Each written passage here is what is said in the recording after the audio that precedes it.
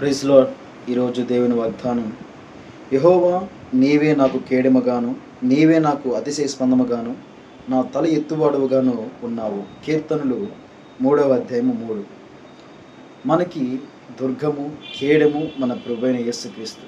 ఈ మనుషులు కాదు. మనుషులు మనల్ని ఎంత పడదోయాలనుకున్నా సరే, ఎంత నేలకు వంచాలని చూసినా సరే, ఎదగకూడదని ఎన్ని ప్రయత్నాలు చేసినప్పటికీ కూడా వీడి పైకి రాకూడదు, వీడు మళ్ళీ లేవకూడదు, ఏది కూడా పొందుకోకూడదు, వీడి జీవితంలో ఏది కూడా మనశ్శాంతిని ఉండకూడదని మనుషులు ఎన్నో ప్రయత్నాలు చేసినప్పటికీ కూడా దేవుడు అంతకంతకు మనల్ని హెచ్చించే దేవుడే ఉన్నాడు.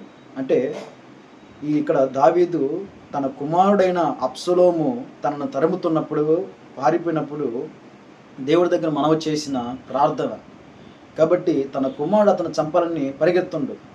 అయితే దేవుడు ఆయన దావీదు అంటుండు, నా తల ఎత్తువాడువు నీవే, నాకు అతిశయ స్పందము నీవే. కాబట్టి ఈరోజు ఎవరు నిన్ను తరమాలనుకున్నా, ఎవరు నిన్ను నాశనం చేయాలనుకున్నా కానీ ప్రభువే నీ తలను ఎత్తుగా మార్చబోతుండు, అందరికీ అతిశయ స్పందముగా నిన్ను మార్చబోతుండు.